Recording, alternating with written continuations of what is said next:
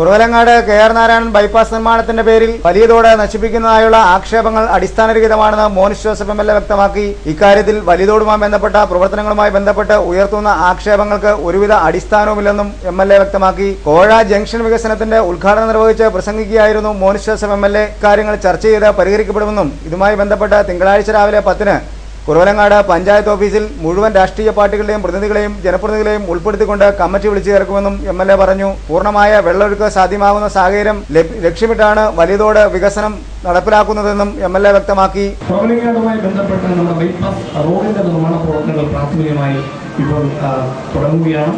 ഇതിന്റെ പ്രാഥമിക പ്രവർത്തനങ്ങൾ ഇപ്പോൾ നടക്കുന്നു. 1 കോടി രൂപയാണ് അതിനുവേണ്ടി മാറ്റിവെച്ചിട്ടുള്ളത്. ഗ്രാമപഞ്ചായത്ത് വിഭാവനം ചെയ്ത ഒരു ചെറിയ റോഡ് വികസനത്തിന്റെ ഭാഗമായി നമ്മൾ കെ.ആർ. നാരായണ സ്മാരക ടൗൺ ബൈപ്പാസ് റോഡ് എന്ന നിലയിൽ നേരത്തെ PWD ഏറ്റെടുക്കുകയുണ്ടായി. അങ്ങനെയാണ് ആ വർക്ക് നടക്കുന്നത്. അതുമായി ബന്ധപ്പെട്ടുള്ള ചില ആശയക്കുഴപ്പങ്ങൾ, തോടിന്റെ സുരക്ഷിതത്വത്തിന് കുഴപ്പം വരുമോ എന്ന നിലയിലുള്ള ചില ആശങ്കകൾ സമീപ ദിവസങ്ങളിൽ ഉയർന്നു വരികയുണ്ടായി. അത്തരത്തിലുള്ള ഒരു ആശങ്കയുടെയും ആവശ്യമില്ല. കാരണം അത് ഏറ്റവും തോട് നമുക്കറിയാം, ഇവിടെ വെള്ളം ഒഴുക്കില്ലാതെ ഒരു തരത്തിലും പ്രയോജനപ്രദമല്ലാതെ വേസ്റ്റ് മാലിന്യങ്ങൾ കൊണ്ടുപോയി കുന്നുകൂട്ടുന്നതിന് വേണ്ടിയുള്ള കുറവലങ്ങാട്ടെ ഏറ്റവും വലിയ ഡംപിംഗ് യാർഡായി നമ്മുടെ ഏറ്റവും പ്രധാനപ്പെട്ട തോടായിരുന്നു ഇവിടെ ഉപയോഗിച്ചുകൊണ്ടിരുന്നത് എന്നുള്ളത് നമ്മുടെ എല്ലാവരുടെയും കൺമുൻപിൽ ശ്രദ്ധയിൽപ്പെട്ടിട്ടുള്ള ഒരു കാര്യമാണ്.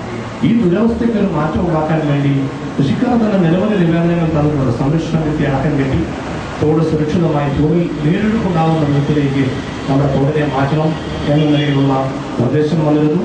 റോഡിന്റെ കാര്യത്തിൽ ബൈപ്പാസ് റോഡ് വർഷങ്ങളായി മുടങ്ങിക്കിടന്നിരുന്നത് പൂർത്തീകരിക്കണം എന്നുള്ള ആവശ്യവും വന്നിരുന്നു. ഒരുപോലെ പൂർത്തീകരിക്കുക എന്നുള്ളതാണ് ലക്ഷ്യമിട്ടിട്ടുള്ളത്.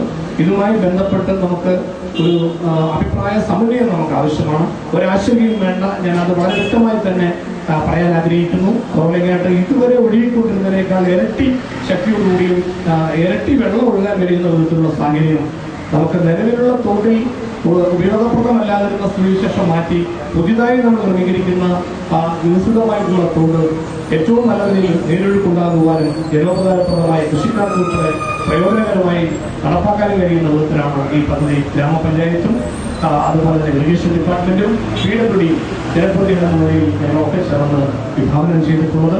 ഇതുമായി ബന്ധപ്പെട്ട് നമുക്കൊരു അഭിപ്രായ സമന്വയം ഉണ്ടാകുന്നതും നല്ലതാണ് എന്നുള്ളതുകൊണ്ട് ഒരു യോഗം വിളിച്ചു ചേർക്കുന്നതിനെ കുറിച്ചുള്ള നിർദ്ദേശം വരികയുണ്ടായി.